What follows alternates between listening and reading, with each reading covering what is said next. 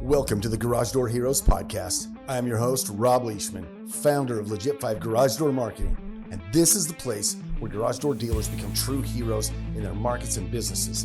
In each episode, I bring you proven strategies, insider stories, and conversations with industry leaders to help you grow your company, lead your team with confidence, and create the freedom you've been looking for. Because in this business, it's not just about fixing doors, it's about building lives, families, and legacies. Let's get started.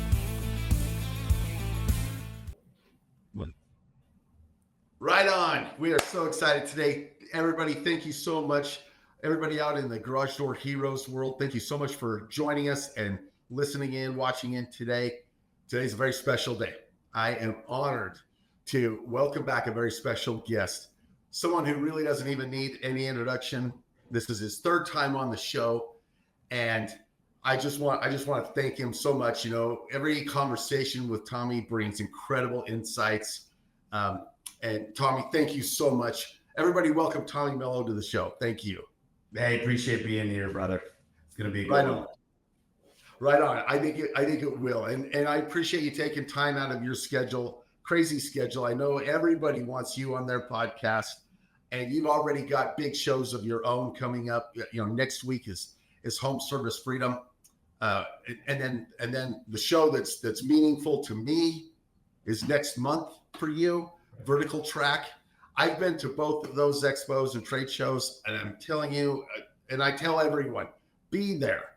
You can clear out some cobwebs and get your focus down and dialed in and build your business. So thanks again for taking it. I love it, man. By the way, I'm not screwing off here. I'm just looking for stuff I want to talk about. There's a couple of things, like, you know, a lot of people right now are talking about private equity, these big guys getting in the game. And, you know, I studied HVAC and plumbing for a long time. And so I started studying Barnes and Nobles and what they did in the 90s. And they shut down all the mom and pops, except the mom and pops that embraced it and said, I'm going to get more involved in the community. And I look at this as an opportunity to sharpen up. And they lasted and they did a great job. But everybody hated Barnes and Nobles, just like when money comes in. But this is not the first time money's came into an industry. And it's like, well, the money will flow into anything that's making money. And through COVID, they figured out we're essential. When all the hotels and movie theaters and nail salons and everything else shut down, we were deemed essential to get people out of their garage if they were stuck. Right. And either people are going to complain and talk about how they're a victim. And broke people complain to feel purpose, is what I figured out. If you ever go through the comments in the garage door groups, and they hate me, but then I get 98 people in there. It's mostly the techs that they think they're MacGyver and they could fix anything, but they don't understand they're wearing $300 Jordans, a $200 t-shirt, and they're saying you guys are charging too much. When, you know, I've had people come to my house that are back every week for the next month, and I'd rather pay more, and I'd rather pay that it's never going to break again. And when I hit the button, it works every time. And we give options, and we could be the cheapest. We've got an option to put the cheapest parts that most people will carry. But people wake up when they come to Vertical Track. They say, well, you know, HVAC has moved up. They've been talking to each other since the 80s. They started comparing notes. In fact, 7 people in my phone, we send 200 text messages a day, all home service companies. None of them are garage doors. I'm the only guy, because I realized there's not a lot of owners that actually want to talk about growing and winning and sharing. They're very like, oh no, if I share, I'm going to lose. Yeah. And look, I'm not here to say how good we are. I don't know why people don't like me when they meet me. I'll let them into A1. I'll show them everything we're working on. I'll show them our training center. Then I see people that say they take advantage of grandmas and they hire really slick salespeople. And I hire really good human beings that want to do better for their family, that want to make a livable wage, that want to go on vacations, and they want to buy a house, and they care about their kids, and they got clean backgrounds. And a lot of people just, this industry is stuck in the 90s, and it's okay. It's just, I don't think that people start really deciding what's the most important thing and caring about the people and building culture and being able to pay people a very good wage, then they're never going to make it. I just got to say, like, I don't wish that upon the industry. That's why we opened up Vertical Track, and that's why we've got Chris Voss, Brian Gottlieb. I'm going to be talking, and if you don't like me, skip my session. Don't not come because of me. If you think I'm this evil doer, just go make phone calls. I won't talk to you if you hate me. I promise. There's great people here. We're going to share everything.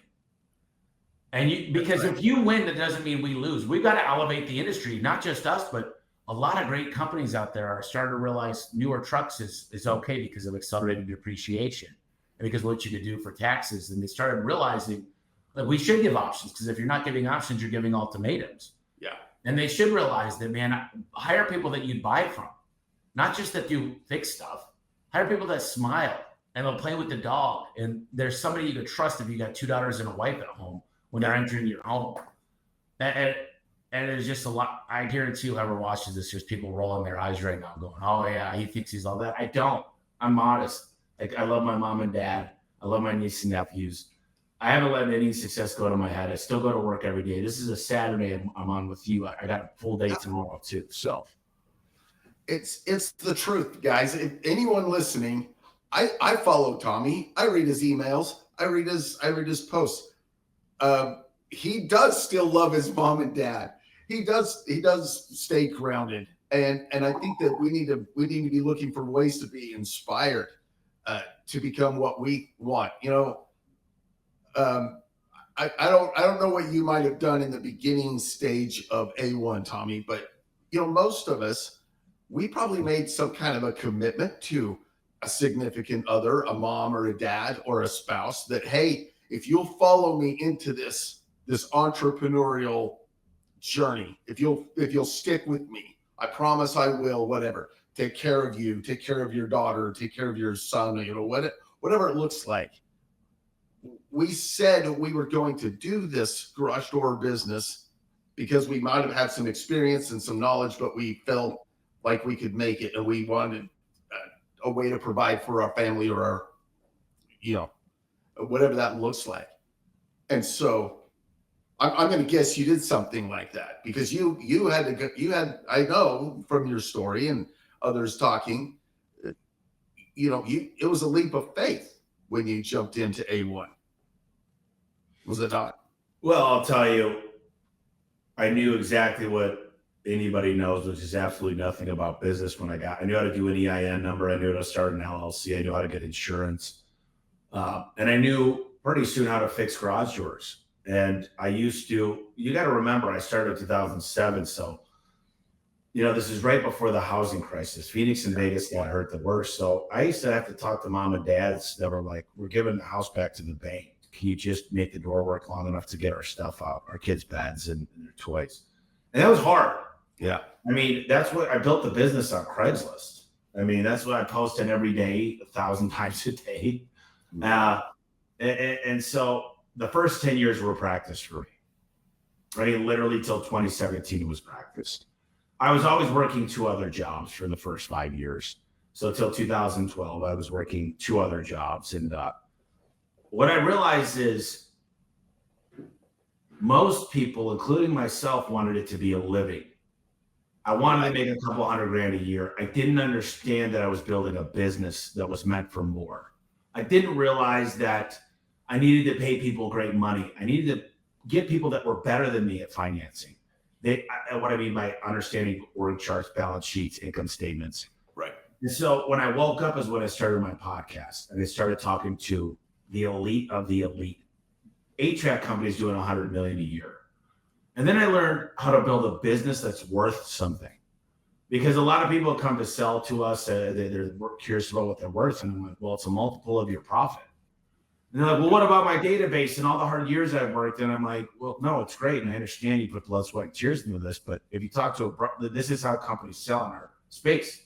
I mean, you can say, I love this car. I've always waxed it. It's still a freaking Honda Accord from 1992, So I look, and I don't mean to talk down. Like, there is some goodwill that goes into businesses. But I started, when my mom moved out in 2010, I knew she moved within a week. She left her life in Michigan. I said I needed help. I needed somebody I could trust. Yeah. And she used to answer phones, Bill did payroll, and Bill would go on door estimates, my stepdad. Yeah. And my mom did such a good job, so did Bill. And I needed trust. And a lot of us need trust. We needed somebody that wasn't going to steal from us or turn their back or screw with payroll or figure out a way around the system or wouldn't call in all the time or get on, answering phones and be having 18 cigarettes and not answering phones and not caring. I knew they would care. So that was like the precipice of like the beginning. And in 2014, I found Adam Cronenberg, amazing, sharp guy. And he remembers the days where I give him $3,000 one week and not pay him for 2 weeks in a row. When I got money, I paid him, and he rolled with the punches, and he trusted me. So I had to look out for him and his family. Team player. And then I just started hiring consultants, and I started, I wasn't very profitable for a long time. And then I realized profit's important. That's what allows us to pay people and scale the business and invest in marketing and new systems and the right technology. And I'm very proud of a lot of companies that have built something that, 24 millionaires came out of the first deal in 2022. And we've got 100 millionaires coming out in the next 18 months. Man. And it's these people are ride or dies. I love them. I watch them around their families. And look, either you're going to embrace winners, which I do. Yeah. Or you're going to continue to duck your head and say, I hate them. And you can find all the reasons what they're doing wrong. But we've got a 4.8 on our reviews. We take care of our clients. We make mistakes, so we make it up. I mean, there's 900 people now. And I'll tell you this, I'm setting the training center up. We got 62 guys coming in this month. We had 50 graduate last month. I'm setting it up to, it should be able to handle by the end of next year 500 new texts a month. Oh my gosh, that's awesome. That's awesome. I'm not saying that to gloat. I'm the dumbest guy on my team. I'm doing this because nicotine's supposed to be good for you, apparently. That's what they say. But I'm not here saying, look at us. Like the deal is, if you want to know everything, come to a shop tour. You meet our trainers. We'll show you the tools we use. We'll show you our truck setups. In fact, a lot of the Home Service Freedom members, they just took our blueprint for the trucks. They get a better deal through us. I don't need to make a market. Like people are like, when I came up with Max Life with my T, I'm like, yeah, you can use it. You call it something else because we got a trademark on it, or, but people are like, they couldn't believe the first vertical track when all I did is spit facts and brought the HVAC guys on stage. And people were crying in the audience going, we didn't know this was possible. And These guys are all now multimillionaires. I mean, all of them that were at the first vertical track because they embraced it. A couple of people were like, well, we don't really know. And it's very hard to get out of your own way. Yeah. But the early stages were tough. The problem is if you go look at a business and there's still 3 to 5 technicians, and there's a couple installers and they're still doing all the new construction. They've taken on a little commercial. They're doing gates when they can. Those all require different truck setups, different types of insurance, different accounts receivable. They're kind of a jack of all trades. And if they haven't graduated to become a specialist yet, and I know what it's like because I used to take on gate jobs and I installed a solar gate. And I know what it's like because I used to do rolling steel and I got into docks for a little bit. I mean, there are times I did epoxy and I started doing storage, and now we got rid of all that because they were all distractions. So I'm not talking here saying, look, we're better than you. We're not. I've gone down, man, I got into real estate when I didn't know anything about it. I spent money when I shouldn't. I invested in a restaurant. Like I just was like, where's the next shiny object? Right, the shiny object syndrome, right. And it takes a lot. I've got ADHD. I'm not a perfect person when it comes to like meetings or interviews. I mean, I've hired people that are far better than I am, and I know how to get out of the way now. I will say that. Like when I'm out of town, I know the company's probably running better. I've just been this force to just say, what, I'll say this, Rob, if you got a problem and you came to me and said, if I gave you 100 people and $100 million, could you solve it? You go, well, yeah. So why don't you tell me what we need to get this done by next week? And then I'll make the decision if that makes sense. Give me a couple choices. Because, I'm not going to put $100 million in a problem. Just when people have problems, I'm like, what resources would it take to accomplish this? Right. And my goal isn't to shut other people out of business. Like, look, if we do this right, everyone makes more money. Everybody wins. Everybody wins. You can't charge that. And I'm like, well, You've got insurance, you've got a CRM, you've got air conditioning at your building, you've got PTO, you've got hopefully you got Samsara and in your trucks, and you're buying new trucks and you got those payments. And then you look at your burden cost of everything. And people are like, when you're small in business, and most technicians go, well, shoot, I could answer calls and I know how to do the work. I'm the one that earns all the money for the business. But then you realize there's a CFO, there's financial planning and analysis when you get big enough. There's someone handling the insurance, there's workers' comp. There's a lot of other things that go in. Like it costs about 60 cents to make a pizza, but they sell it for $20.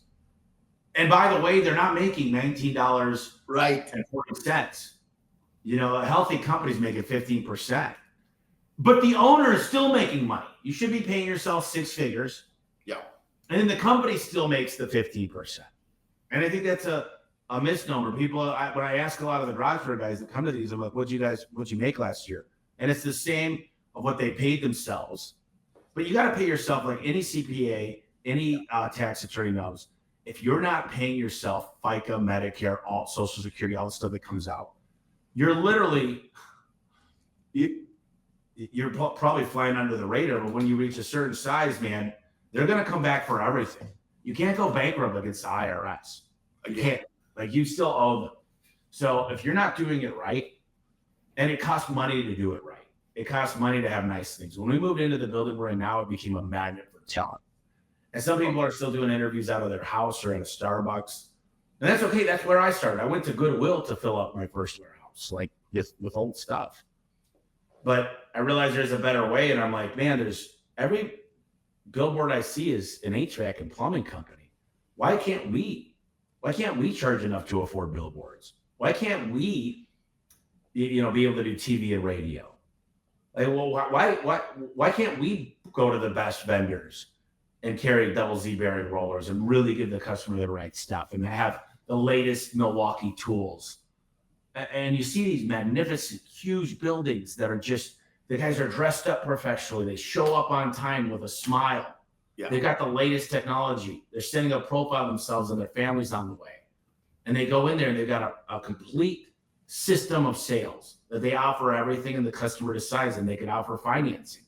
And done correctly, you're not taking advantage of the client. The client is buying from you. They called you out. You're the doctor when you enter that garage. You're just, if somebody had cancer, Rob, and you knew you had a solution, you knew that you could solve it and you were the doctor, would you be very adamant about it? Yeah, of course. Well, when you walk in there and they've got 12-year-old bearing plates, the drums are messed up. It's a non-insulated door. It's beat up. The paint's oxidized. The trim's messed up. The bottom rubber's shot. And people go, well, it's still working. There's nothing wrong with this door. There's nothing wrong with the door. But maybe somebody wants a new one. We always say, have you ever thought about a new door? You know what? I have. Actually, we wanted an insulated door. And people are like, this Genie's still fine, but what if you want like a MyQ system and you want Amazon deliveries? Some people think they're ripping customers up. Well, it's not broken. People say, I only sell things people need. I sell things people want. I mean, I don't need a badass pair of sunglasses. I don't need a nice truck. I could get just a small car. It's what I wanted. And so you offer a better warranty. Like if the plumber comes in here and says, hey, listen, I want them to look at everything and say, would you be interested in making your water get warmer in the showers? If you turn it on, it gets warm. Instead of taking 2 minutes, it could get hot right away. Yeah. How much is that? Well, that'll cost $2,000. I need to put in a pump. Yeah. Well, I want that. It's important to me. Yeah. But it's not broke. So true. Tommy just, guys, everybody that's listening, Tommy just nailed it. And I have this conversation at least once a week, sometimes with a group, and most of the time with an individual, when I have to hear them say, well, I'm not going to sell things they don't need. Guys, your customer, for one, our customers don't, we don't know what our customers need or what would be a need to them, right? Because Tommy just nailed it. What if they want MyQ? What if they want Amazon Key? What if they want just video to see when the kids are coming home? We don't know if that's a need or not. And if we don't present it to them, there's no opportunity for them to accept it. And guess what? if we're in their home and we don't offer it to them and we do the basic service and leave, and a week later they see an offer for, right now Clopay's doing their customer rebate. So somebody might be offering that. And that, and just like you mentioned, if we don't say to them, have you ever thought about a new door? Then that conversation never comes up and they feel like we didn't give them the kind of service they wanted. We walked out to a guy's house years ago. There was 3 doors. He just had moved in a newer home. He had the most beautiful doors and they were all wood overlay. Nice. And Mario was the technician. He goes, are you happy with these doors? And he goes, dude, I had these in my last house. They're 4-spring systems that weigh 800 pounds. I need to clear coat them every year. He goes, dude, I'm a doctor. He goes, I'm busy. I'm a speaker. I fly in and out. He goes, can you put something in this low maintenance? He asked us. Most people go, no. Sure, we can get something that literally a steel back door that literally will last. Like it's a 2-spring system. And we just showed him, and he goes, I've had these. Those last doors had nothing but problems. They come off track at the 3-inch track. It turned into a problem for us. My wife's sitting there trying to deal with it. He goes, the money's not really a big deal. He goes, just let's put something on low maintenance. And you might, do you think the dealership goes, man, you're turning a 2024 BMW? This car works perfectly. No, I just want the 2026. There's a few extra bells and whistles. I want the latest one. What? Wait a minute, you're buying a new Rolex? That last Rolex works perfect. No, I like watches. I own several watches. Yeah. I go to people's houses, and usually they're the technicians, and they got 18 pairs of Jordans. And this whole conception, I went to a steakhouse the other day. It was $1,000 for 4 people. There's a wait to get in that steakhouse. You go to McDonald's for less. And people are like, every single person that's listening to this has a different formula of how they need to make money. Yeah. But if you're working out of your house, you're driving old trucks thinking you're saving money when they're broke down. We bought a company, Don's Garage Doors. We had 12 technicians come there. The only thing they cared about was, do we get a new truck? Because they were out of work so much. They got $500 when they were out of work, sometimes 2 weeks at a time. And they said, if we could get new trucks that just don't break down. And when I did that, I got to tell you, I didn't realize how important it was to them. But it's important to the client too. They see us on the road. Do we look like a 2-buck chuck handyman, or do we look like a company that's going to show up and do it right? I mean, you judge people by their appearance. If they've got long hair and they look smelly and their shirts are ripped up and you're letting their pants are sagging off, like you're probably going to make some assumptions. The same thing when you see a truck. And so everything I've learned is you don't make the choice for the client. You present the options, the different warranties. I'm not going to warranty your brakes if the rotors and the calipers are messed up. Right. Why would I do that? And by the way, if I have a 10,000 mile tire, a 20,000 mile tire, and a 30,000 mile tire, and you come to me and say, listen, the first pair of a 10,000 is 1,000. The 20,000 are 1,500. The 30,000 are 1,750. I'm going to buy the 30,000 because I'm saving a ton of money. It's just math. You theoretically should charge 3,000 for that because the 10,000 were 1,000. So we think it's less than half the price when you think about it because you're getting 30,000. And it's true, we went through and figured out all the IPPT, and that's why we did offer different things. And I know everybody's like, oh, those red springs, they compare us to Precision, which I don't really care. We don't 1099 our people. They all got insurance and PTO. I mean, the people that work for us, they're allowed to make 6 figures, well into 6 figures. Other people don't believe in that. They think, man, I'm just a garage door guy. I'm blue collar. I'm not allowed to make money. And they look at themselves. They don't love themselves very much because they don't think they're worth very much. So when most owners go, if you're paying more than $30 an hour, $30 an hour is $1,200 and $60K a year. Like, you're not going to be in business very long because blue collar we're not going away anytime soon. This market's about to be flooded with smart people that invest in their people, that want to see them win. They don't say these things, Rob. I took all the chances. I took all the risks. That's why me and my wife are winning. You work as hard as I work for the next 5 years, maybe you'll have a chance. And that's why people leave, because of that kind of attitude. I don't want anybody to leave. I want them to feel special. I want them to win. I want them to get in shape. I want to see them dreaming big. I want them to be good dads. I want them to really be good husbands, be faithful. We talk about this stuff.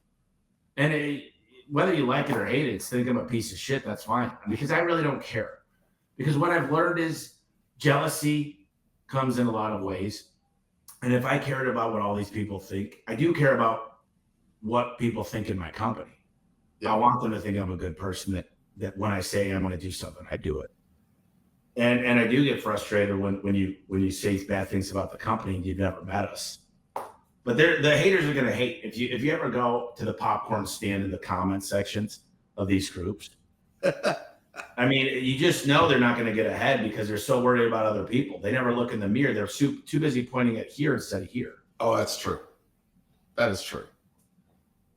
I look up to garage door companies that are winning, and I know a lot of them, and I'm very proud of them, and I learn from them, and I open up my playbook to them, and we learn from each other, and we go faster together. And not a lot of companies, they're like, he must be trying to do something evil or bad. No, I don't.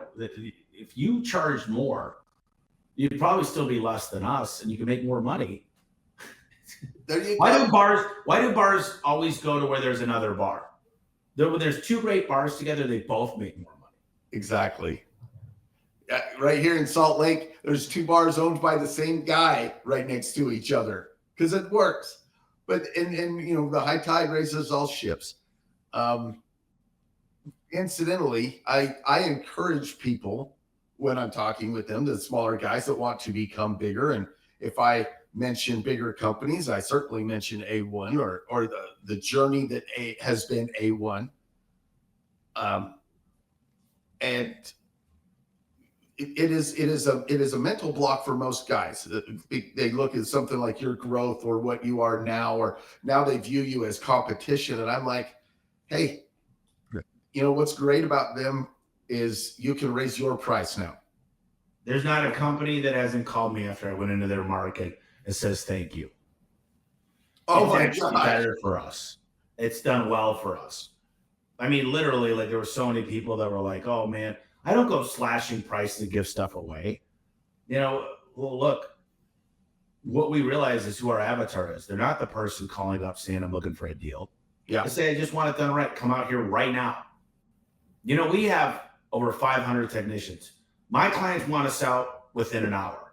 When we do doors, a lot of our doors, over 40%, are same day or next day.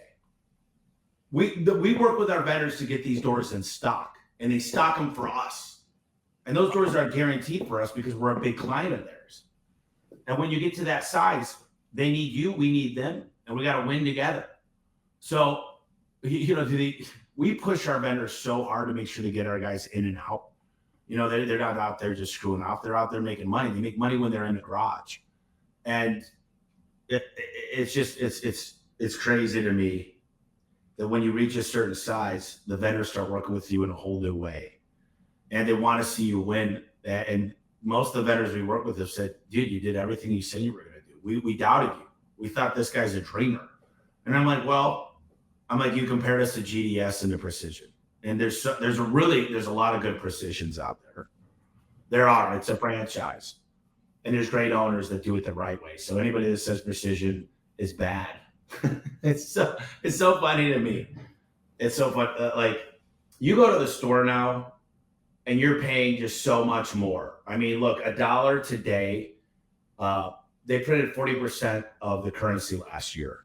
And if you're charging the same prices, there's no way to get ahead. If you're not raising your prices, like look at the housing market. I mean, look at cars. Look at anything. CRMs are going up in price. Like, if you're not raising as faster than inflation, and too many workers are still out there just trying to make a living. That's what they're just out there saying I can make $100K doing my own thing. But here's the problem with that, Rob. They got to work 7 days a week. That's feast or famine. They got to have their wife answering calls for free. They've got to do everything for everybody. They think they're on a vacation, but they're answering calls, dealing with warranties, trying to figure things out. They had a guy quit. And because they don't charge enough to get great people. And that was me. I mean, this is 20 years in the business. You know, I say I'm an overnight success of 2 decades. Right. And you think, man, I'm just going to go into this business. I know how to answer phones. I know how to get reviews. That's the business. But when you really realize that's not the business, that's working in the business. You know how to do the work. I don't work anymore in the garage at all. I mean, but I still listen to every technician. I'm on the phone with 10 guys a day, finding out what works, what they don't like. We've got these badass scorecards coming out. We've got the latest technology. I'm telling you, Rob, I had a lot of training done this week. We had 2 consultants come in. And, you hear these AI buzzwords. Yeah. I'm not kidding, dude. $11 trillion are about to change hands. There's 10,000 baby boomers a day retiring. 12% of them own a business. I'm scared and I'm excited. Man. But I'm telling you, dude, it's going to be survival of the absolute fittest. And we heard checkbooks and cash were going to go away 20 years ago, and autonomous cars, well, they're coming. Yeah. And now it's about to move. This is bigger than the Industrial Revolution. This is the greatest thing. This is exciting. And robots are coming out next year. They could cook for you. They could walk the dog. They could mow the lawn. And they're pretty affordable. And people just are like, they're naive, just like they were about the internet. Yeah. They think it's a fad. And this is way bigger than the internet. This is like the shit that they could build now. Like we're not going to need a call center. I mean, I love that we're going to retool our call center, but that's in the next 3 months. We're not going to need dispatchers. We're not going to need, everything reconciles automatically. We built a data lake. We spent millions of dollars where all the data feeds in, and then it's got an AI overview where you can just ask the questions, who does this guy need to ride with? And it'll coach you on who they need to ride. And this is just the early stages. And I'm like, listen, if I got to sell my house, sell all my stocks, go live in a tiny apartment, I'm putting everything into growth. Everything. Whew. I will do anything to see this company win because there's too many people's lives at stake. Right on. I hope everybody's listening. But you just made a good point. When we hire somebody, just like you said, I want this company to win. There's too many lives, too many people at stake. What should the mindset of an employer be when they take somebody on? When they take somebody on, it's a commitment to them and their family, right? Well, the deal is, listen, if you got 1,000 employees that are feeding 3 people, that's 4,000 people. And I'm loyal to a lot of the people that have been with me through the hard times. But loyalty comes 2 ways. You got to meet me 50-50. You do. Like, listen, if I showed up 3 years later and didn't give a shit and stopped showing up to work and stopped leading meetings, like who cares if I was loyal 3 years ago? Like, dude, you don't even come in. You don't take our phone calls. Our payroll's been off. Like, you don't care. You're not giving us new trucks. You're not giving us training. The new mentality, our average age, I mean, the 52 people that just graduated, they're all in their early 20s. I mean, there's some 30-year-olds, but people are like, man, those young guys don't want to work anymore. They do. There's great people. They come in with a smile, but they want to have a say in the outcome. They're excited about life. They want to be part of something. They want to get trained. They want to make great money. They want to go on trips with us. They want to get recognition. And, they always know the score. On each job, you know exactly what you made on that call. There's no hidden things about the payroll. And most people wonder, hourly is the worst way to pay. But if you pay performance pay and you do it wrong, then you lost all your trust. One of my buddies said the startups don't die when they run out of cash. They die when the founders run out of energy. And when you stop showing up with passion and stop being excited about the business and you're an Eeyore in your business, you wake like you're just yelling at your people. How stupid could you be? Another mistake. Your systems fail. There's either no system, the wrong system, or the systems aren't being followed. And I have seen that. I have read that on the wall somewhere. Where have I seen that?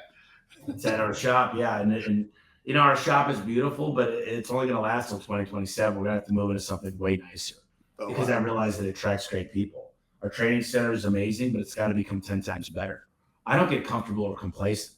I know who's coming into this industry, and I know they're very smart people. And I know they understand business, they understand pricing, they understand customer satisfaction. In fact, you might think search engine optimization and getting reviews are important. What if I told you the most important things today you should be looking at is Reddit, Wikipedia, Yelp? I could go through the list of what these AI engines, and here's the deal. I'm not only focused on that, but while everybody's looking over here like a magician, we're doubling down on conventional media, like TV and radio. Yeah. Because by the way, you never, ever on a radio commercial make it transactional. Right now, we're slashing prices. No, you tell a great story. Yep. You know, when I was a kid, my dad used to wake me up at 6 a.m. to work on the cars. He literally would take people's from church's cars, and it's a lot better than this. But you tell a story that people relate to, and they get to know you. And that's why I love the garage. Is I got so many magic moments in the garage with my dad. And people are like, I got a lot of cool stuff that I did with my dad too. It builds like this, like you kind of get to know somebody. That's what you're trying to do. I'm not trying to get business today. I'm trying to be top of mind when they need us. Yeah. And I learned this from Roy Williams. If anybody's listening, read everything you can about Roy Williams and the Wizard of Ads. He's in Austin, Texas. And I paid 10 grand to make a day trip out of that. You know, I'll get on a plane. I'll go do a shop tour. I'll go to events. I'm still learning every day. I started bringing my team with me at Pantheon. I'm bringing 25 people. Oh, man. Because they want to learn too. They want to have a stake. It can no longer be my idea. Now it needs to be their idea or it won't come true. But they want to have some type of say in what happens in the business. And I've learned if it's all my idea and I whiteboarded it, they're going to be like, oh, great idea. And then it won't get executed. But if I make it, if they're involved, all of a sudden they're like, man, I'm committed. I told Tommy and the team I would do this and we would run this play. There's a whole other level of commitment. These are things that I've learned over time by failure. I mean, we failed so many times. I can't even tell you. We are a story of failure, but we fell forward every time. Well, there we go. So guys, take advantage of the opportunity to learn from Tommy's or A1's failures where they bounced back, and they can teach, you know, how to avoid failures or how to resolve it and bounce back and rebound from that failure. Cool. Well, Rob, we've done this for a vertical track. You know, if you come early, you get a budget set up, which I hated a budget until I realized everything. Like the way you build a budget is how many leads do I need? How many of those get booked? How many of those get converted into clients? And then what are we selling the job? And we go through this exercise and it changed people's lives. There's like 80 people in the garage industry that now they have budgets and now they know what they need to do each day. A lot of us go to work and we're busy, but we don't get anything done. We've got a full-time guy named John Barrett, Service Titan phenomenon. And he understands how to get the data accurate. Like, can you imagine somebody, you got 3 CSRs, one's booking at 50%, one's booking at 70, one's booking at 90. That means the 50%, that means your marketing dollars are just right off the gate 50%. And that's if you're converting those to clients. And so getting the CRM set up to know where you should look, like first is the contact center. Are you getting back to customers on Angie's list? In real time. Yeah. We built an automation. The lead comes in, and now we've got an AI agent that's going to call a customer. Bam. In real time, Facebook leads on your website. I mean, this is not rocket science. I mean, sure, there's some of that stuff, and there's other tools we're using. We've got these dispatch tools that are advanced way further than service time. You know what's nice about what I've done is people call me when the new technology comes out. And then we literally jump on a call to fly out and see me. And if it works, we adopt it right away. And I'm telling you right now, when I could run a job for a third of what you could run it as, and then I'm paying way less for parts, this industry will get commoditized. It's coming. Yeah. And I'll have thousands of trucks on the road and I'll be paying less for parts. And, you know, you either jump in now and embrace it and come to this event and say, I'm going to be open. I might not like what he's got to say. It's very scary. But I've had people that are way smarter than me that are advising me on this stuff, like light years ahead. And I trust these people. So I'm following the playbook. If you do not change, you're going to be Blockbuster. If you do not change, you're going to be Kodak film. You know, Polaroid. If you do not change, you're going to get left behind. I'm sorry. And you know, if I just had this mentality, I'm not going to change. I go like this today, Rob. I go, I am going to fire all the bottom performers. I'm going to go back in the field and I'm going to get my profit up this next year and I'm going to sell the company because this is the last shot. You're not going to have a lot of time unless you embrace it. And I'm talking this year and start thinking about Service Titan and systems and getting efficiencies in your business. I mean, no one, I don't think there's anybody that's paying the prices I'm paying for everything because I'm buying volume. If you go, like I'm buying like the next level up from Costco, right? Like we're buying so many. This year we'll spend $80 million with parts and doors. Ooh, guys, listen up. So yeah, they give us a better price, and they'll give you a good price too if you start buying volume. And I don't go to a bunch of different vendors. I went all in on a couple. So, and by the way, we get rebates from all these places that you get access to when you join Freedom. And look, worst case scenario, you join it for 6 months, you spend 5,000. We train technicians that have tripled in sales, that don't quit, that are making a great living, and the company starts making real profit. And all we do is talk about being a good human being, smiling more, offering stuff with a pad, showing them why they might be interested in it, showing them everything, and let them decide what they want. Like having a positive attitude. And it's crazy when we go and we work with a call center and all of a sudden they're booking more calls. Like we just know what levers to pull. And we give them to you. I mean, talk to anybody in Freedom, they'll tell you. There's so many people. I do Tommy Tuesdays. Now it's Tommy Fridays. Like, why do you give us everything? I'm like, because you got to go implement it. I'll tell you how to get a 6-pack, Rob. I'll tell you exactly what you got to do the next 6 months. Anybody can have a 6-pack. You still got to do the work. Yeah. You're more likely to be a millionaire in the United States than to have a 6-pack, by the way. There we go. Because it's hard work. It's a lot of discipline. A lot of work and discipline. More than I have doubled down on or committed to. But this is awesome. And guys, I've participated in Garage Door Freedom. I've been to Vertical Tracks. I've been to the A1 shop, both on the training side and the shop side. And I encourage everybody I talk to do shop tours. I encourage everybody I talk to go to Vertical Track and or Home Service Freedom and take advantage of what's there. Because I mean, I'm not even trying to be patronizing. Please forgive me. It changed my life. I'm sitting in the audience. I sat next to people that I didn't know were big deals, big shots, and got to be introduced in the networking situation.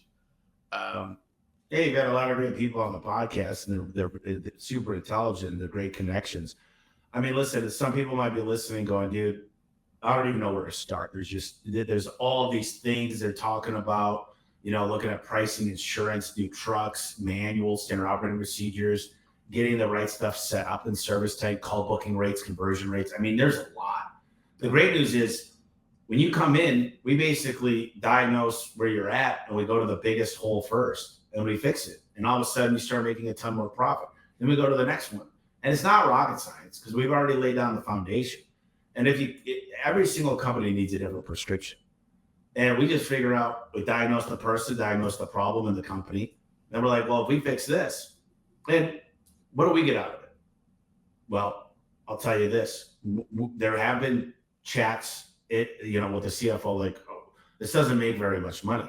I'm like, I don't care. I'm like, this is just, Zig Ziglar said you could have anything you want in life if you help enough people get what they want. And people are like, what's the catch? Where's the hook? I wish I had told you there was this grand plan, but the deal is for us is the industry's getting better. And yeah, I really don't care if you make a lot of money at your company. I don't. I hope you do. Just don't come in there and talk about revenue, because revenue is for vanity and profits for sanity. And if you're not a healthy bottom line, I wouldn't even focus on growth. I focus on getting your company healthy. We help people recruit A players. We find out some people have really low bookkeepers. They never have good financials. They don't know what's in the bank account. So we got to fix that stuff. We got to get people to just understand how to read a balance sheet or an income statement. And there's a lot of power that comes out of that. Because if you're like me, I was like, there's money in the bank. We could hire now. I didn't really know what I was doing. And I didn't realize there's certain red flags when you look at something and you go, this seems out of whack. And you dig in, and some people don't even realize they're getting stolen from.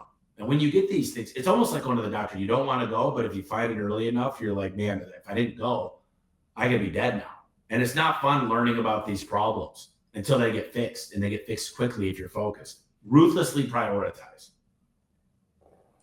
Beautiful. Guys, would you go to would you go to a doctor? Would you go to a physician that just everybody that came in within 1 minute, you were given a prescription? Didn't matter if it was bunions or cancer or diabetes, you got the same sort of diagnosis. No, we would want our own exam, our own blood work, or our own consultation with the doctor, and have a plan that works for us. And that is exactly what Tommy just laid out here, right? We diagnose over 20% of our calls. It's so funny when technicians run 8 calls a day because they're speeding through. They don't have time to change out the spring pad if it's cracked. Yeah. They might not fix the framing of the opener. It's wiggling all over the place. There might be a little cracked section. They don't have time to do a strut on that section. The bottom rubber that keeps all the nasty bugs out and it creates a tight seal. They might not like doing that. They might have to change out the retainer. I think every garage door should have an operator reinforcement bracket. And every person should be allowed to have MyQ and have a camera and be able to get, if they choose to. But we get 20% of our calls are just, hey, can you guys get out here? I know you're more expensive, but we've had to save garage door company out 3 times in 2 years. We just want to fix it right now. Wow. The price goes out the window when you keep missing work and you keep missing your kids' plays or their baseball game. And we just had them out 3 months ago. Oh, well, this is something new. Well, why didn't you tell us about that? You're the doctor. Why didn't you at least offer it? If that was at all a red flag. And then we go out the jobs. We weigh every door when we go. We weigh when we leave. If it's more than a pound, then we put if it's wound correctly, all of our guys carry scales and everything goes into service day. And we go to jobs and man, this thing speeds up or it's 40 pounds on the ground. And they're bragging that they're cheaper. It's dumbfounding to me. Yeah. So how much more effort does it take to do the job right? Well, they're not trained to do the job right. No one had the training because the owner's like, if I don't get this guy, I could put him with my best guy for 2 weeks, then he's on his own forever. There's no retraining. Wow. There's no systems to make sure the job got done properly. There's no checkups. We've got 50,000 service agreements, and guys are going, well, no one has a service agreement on a garage door. Well, a lot of people do. They want us out every year to lubricate it. It's a largely moving object on your home. We can apply that work towards a new door in the future. There's a lot of good things that come out of it. So if you're already going to dismiss service agreements when we're selling them all the time, I got a guy that texted me yesterday, 12 in a row. Wow. Clients are wanting this stuff. They're wanting a protection plan. Yeah. Especially if they decide not to do all the work that day. And it's like, a lot of people will say, well, that's dumb. I would never buy that. Well, you're not the avatar of your client. You know how many technicians go on a job and they go, man, $5,000 is a lot of money for a garage door. Well, they live in an apartment. They drive a Pinto. They sell out of their own pocket. They also don't go to the nice steakhouse. They also don't buy Rolex. They don't buy a new Mercedes. So don't compare yourselves to other people. Just because you wouldn't do it doesn't mean I would never buy a purple Subaru either. But I know there's a million on the road. You know what I mean? Just because you wouldn't do something doesn't mean the clients don't do it. Some clients, they go to Anderson Renewal. And they'll buy a set of windows for $60,000 when they could have got it done for 10. And I'll tell you this, those the leaf gutter fitter things, those guys are bringing in over $200 million in profit. Whoa. So what are all they're all criminals? All these people, the deal is you'll get 3 estimates for windows. And it's funny they still go with Anderson because they make it affordable for you to pay. They got the best warranty. They talk about energy efficiency, tax credits. And the client goes, yeah, we don't like the cheapest. Every time we buy something cheap, it turns into a fiasco. And we can't get a hold of the customer or we can't get a hold of the company. They don't answer their phone on weekends. It's lucky to get a hold of them. When the owner's gone, nothing runs right. We don't get an invoice when we want one. They're back out here all the time. They're not certified. And I don't know about you. You have a house. Do you like going to the cheapest? No, that backfires every time. It's true. I literally I'm not always going with the most expensive. I'm going with the people I like that I've done research on that show up when I need them most, that are going to get the work done properly and on my schedule. Exactly. Exactly. You've talked about this very concept before on the podcast when you've been on the show, and we want our clients. How do you put it? I want to buy like I want. I want to buy like I want to be bought from. There you go. Thank you. I'm sorry. Dan Martell taught me that when I started paying full price for consultants, not trying to negotiate. The world has a funny way of like, if I'm always trying to get a discount on something, then I wonder why clients want to get a discount with me. It's because I'm putting out that order. Yeah. Like, you're going to negotiate everything. You're going to negotiate but you can't negotiate for McDonald's. Like, our prices, like, we do have discounts out there, but at the end of the day, I'm going to figure out what it's going to take to earn your business. By the way, I know every single door that's misordered at Clopay and Amar. They need to get rid of those doors. We get a sheet. And we are the only company that actually had it built into our CRM. So do not think that a color got its chocolate brown. It was misordered. Well, there's a client that we could get, like, I could call our clients back and say, hey, I've got a few options for you that I could get you. Our manufacturer needs to get rid of these. Like, you know what I mean? Like, yeah. Like they need to get rid of them. They're just sitting in their warehouse. I've got doors we misordered in my warehouse. How many people listening right now have doors? No one knows what you have in stock. There's no sheets on that. And you're holding them. You've held them for 10 years. And it's just sitting there. There's parts. You might even have, like, I've been to some shops that they just have stuff that's like not even like remotes that are dead. They kept all this stuff, the batteries that they have on the shelf, the old LiftMaster. They're no good anymore. They're just sitting there. And so, like, we'll throw doors out. Like, if we can't sell within a certain amount of time, or we'll go donate it and install it somewhere. Like, if I got doors, I'd rather, like, if someone has, we had a guy, his son committed suicide. We just went and did that. We were like, we got one. We've done 6 this month. But I just don't want to hold on to old inventory. And I used to be like, man, we need to collect all the metal. We need to make sure we recycle every single thing. That's a distraction. I used to have my own wrap shop because I thought I could save money with wraps. Then I realized I'm a garage door guy. Let's focus on what we do the best and really, racehorses wear blinders for a reason. Let's focus on what we do the best. Well, we're really good. Let's triple down on training. Let's make sure we're working on our smiles and our tone and how we show up and offer coffee on the way, because that's what good people do. And we're building a relationship. We're not transactional. We're not just there to say, wham, bam, thank you, man. When you walk in our building, people are like, where did you find these people? And I'm like, they're great people. They're great people. And I got to show up with a smile too. If I got a frown, if I'm parking in the handicap, my desk is a mess, I said it's okay for everybody. So no matter how bad my morning's been, when I go in there, I zip it up and I got to be 100%, because that's what I chose to do. I chose to start a company. I chose to be the leader. And you got to lead from up front, and leaders eat last. And you got to cook for your people. You could afford biscuit. You could afford eggs or bacon. You got to get them together. You got to bring their wives or husbands into the mix. You got to bring their families in. It doesn't cost much. We do outings all the time. We're getting ready to do another one in Phoenix. They say 83% of people won't leave a company if they've got a best friend there. And that usually happens outside of work. And when you get, the wives are friends, they're like, man, these people treat you right. You know your numbers. They care about you. It's a competitive atmosphere. It is. Like, we hire competitive people. We don't hire the best mechanic. We hire the best human beings.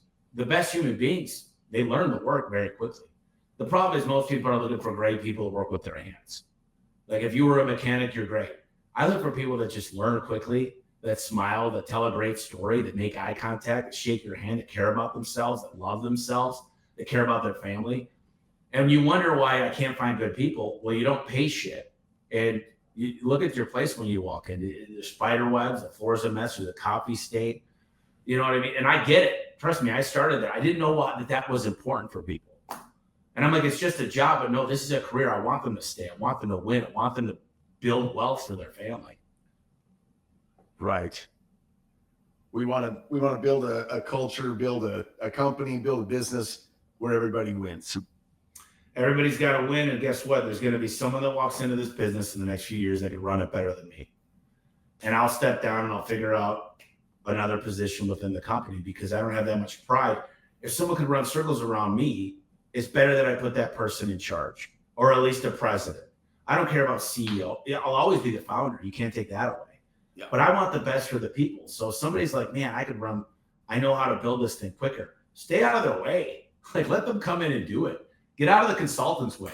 Don't argue with them. You don't understand my business. Everyone says you don't understand. You don't understand. I've done it my whole life. If you did it that great, you'd already be extremely profitable and getting bigger every year. So something's got to change.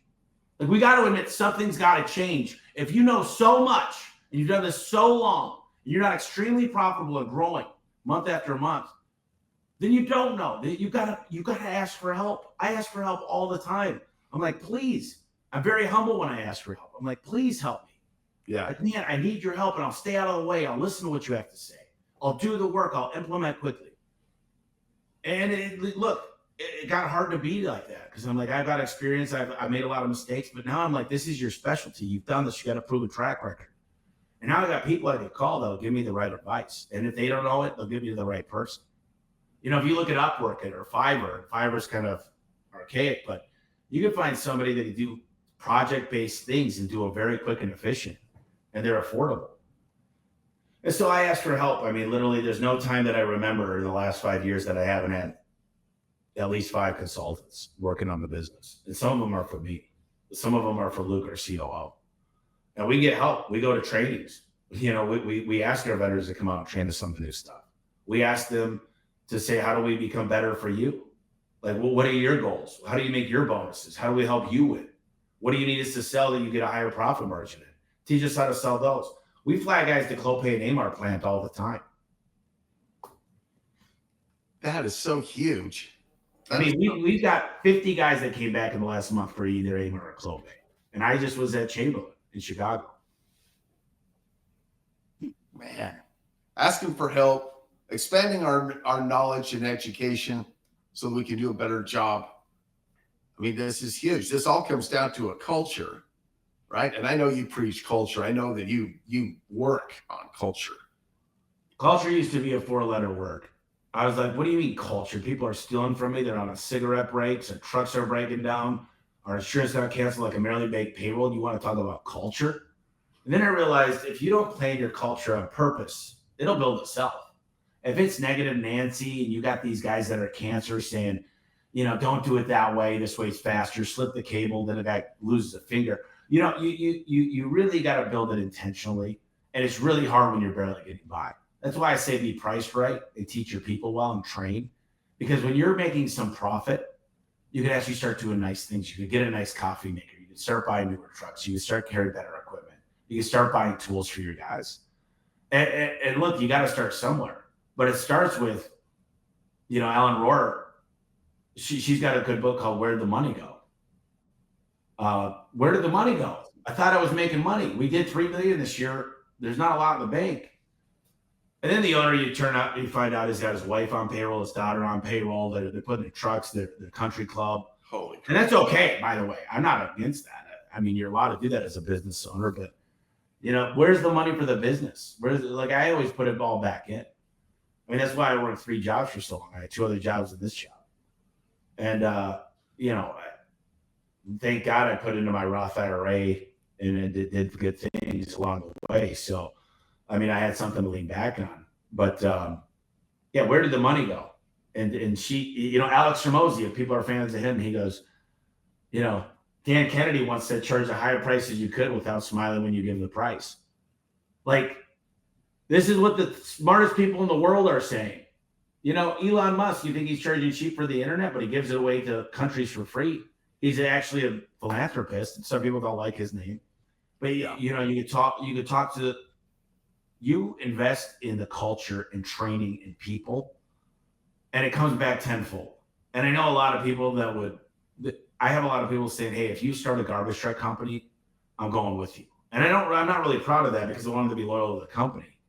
And there's a good book by Jim Collins called Built to Last. But they trust me because I care and I make it work and I listen. If someone goes through a divorce or a death in the family, I'm with them. I'm by their side. But we got to show up for each other. Man, it's so true. We got to show up for each other. We have covered so many awesome nuggets here, you know, dropping bombs. Tommy's dropping bombs left and right for us here, guys. Thank you so much, Tommy. I hope guys will review this, and I know I will review this, because these are life-changing things. Any one of these concepts, if we grab it, double down on it, implement it, it's going to change. And we can learn all of this at the Vertical Track or Home Service Freedom, either one. Well, I think I know you started this. You got involved with an organization that taught you a lot, 7-figure agency. Yeah. And you went and got help. Yeah. And you followed their tools and you learned and you were able to put this business together and you're committed. And you went out there and asked for help and sought guidance. And you were able to build this. Yeah. And at least you have the humility enough to say, man, what if somebody already built the playbook and I just follow it? Like, most people don't do that. Most people already got it all figured out. They'll sit there and they're going to call their wife and say, this motherfucker, you were like, listen, I'm going to go get help. I want to be part of something that's bigger than me, that people are actually betting on me winning. And so that's what Vertical Track's all about. It's in Scottsdale at Talking Stick, October 8th through the 10th. Chris Voss, look him up, the hostage negotiator for the FBI. Never split the difference. Brian Gottlieb, one of my favorite people. He doesn't consult. I was like, name your price, 6 weeks of consulting for me and my team. He's just a humble guy, super smart. He made Anderson Renewal what it is today. You've got people out there at this event that are just, you're going to watch. And if you see anybody on my team not giving you information, not being an open book. And by the way, if you hate me and you just think I'm an arrogant bastard, like I said, I'll leave. Like, I don't need to talk to you. I literally, I got other stuff to do too, so I'll be in and out. I don't let me be the reason. Don't let anybody that you don't like be the reason. Just go make phone calls. Like I said, I'm not here to tell you how to run your business. I'm not here. Just don't let the reason you're not going because of whatever your stigma was, whatever this thing was in your head about A1's the evil people. Come to a shop tour. Come talk to our trainers. Come see how we work. Chamberlain's going to be there. Amar's going to be there. Clopay's going to be there. We've got some of the latest technology. If you find one good thing, you could double your business. You could double in the next year. I promise you that. If you hate the event, if you think it's garbage, call me. I'll get you your money back. Oh, that's never happened. No, I don't think you're going to come here and just be like, this is a bunch of crap. Yep. But people got to be open. They got to just come there with 2 ears. And just show up and take notes and implement those notes. So by the way, bring a couple people on your team. Talking Stick is freaking phenomenal. It's the nicest resort. It's beautiful. It's so amazing. And, if you want to bring your wife and she doesn't really love the garage door industry, there's the coolest pool. There's a massage therapist. It is cool. They got live music. They got a casino in there. It's fun. It is super cool. I mean, I've never met anybody that's been to Talking Stick just like, man, it's not the best time ever. There we go. Let's go. That's awesome. I will see you there. And I'll bring a member of my team with me, at least one. But I will see you there next month. And I hope to see everybody there. I want everybody that comes with an open mind, open ears, open eyes, is going to be able to take away from that event.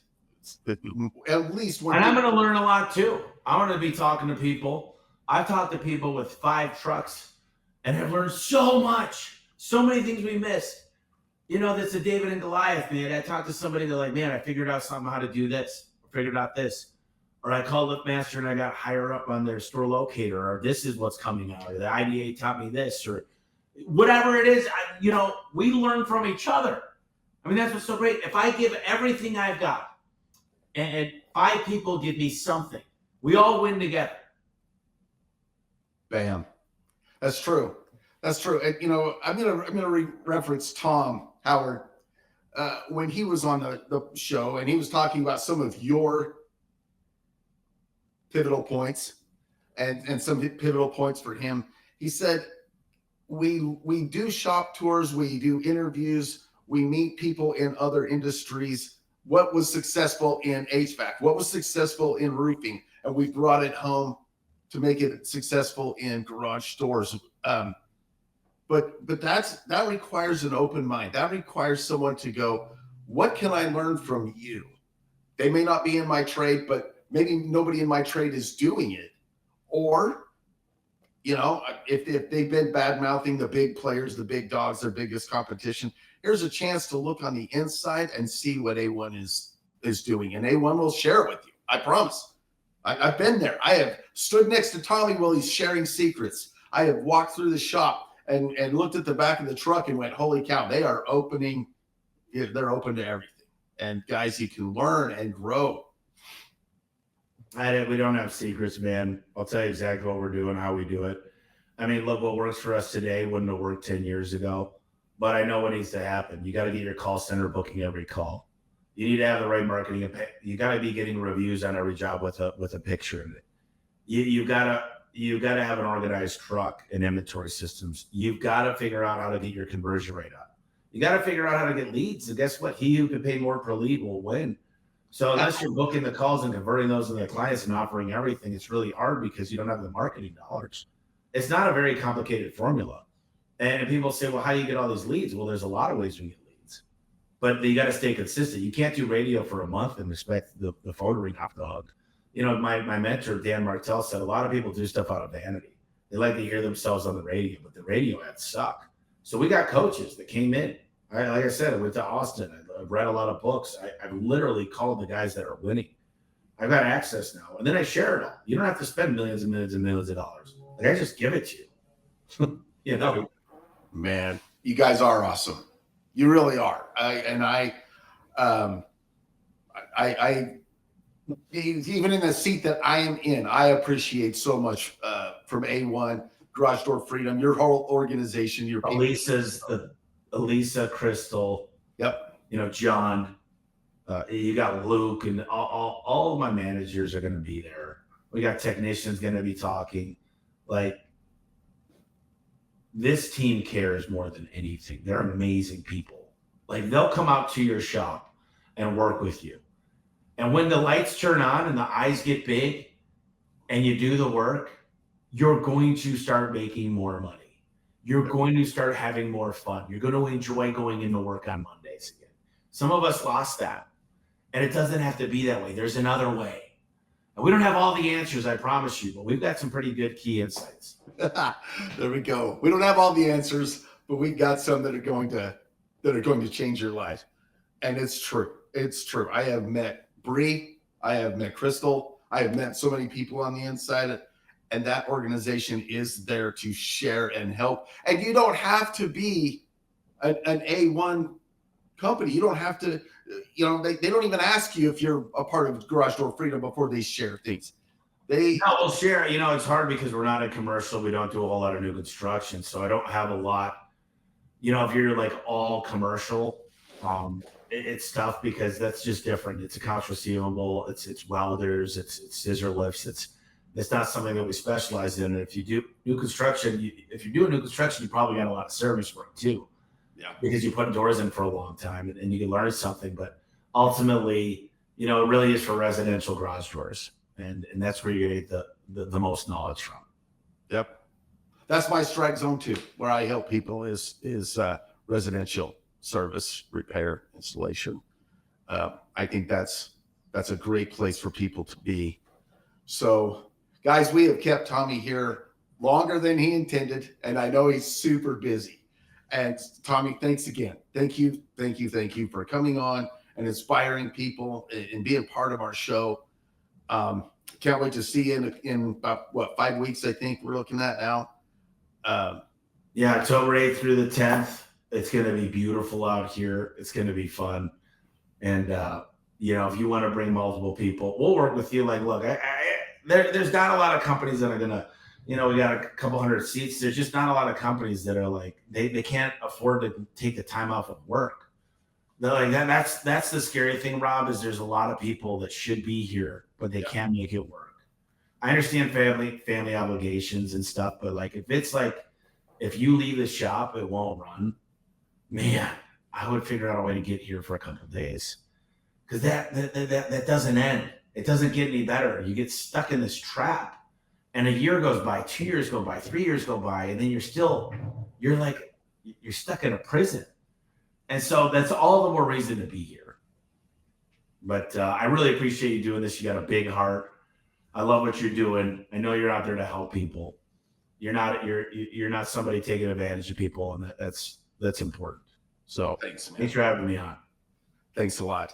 Dude, I'll let you go. Thanks again. Have a great weekend. We'll see you soon. You too, brother. See you soon. Hope you come back on the show, dude. I will anytime, brother. Okay. Talk to you later, man. See you, buddy. Okay, bye.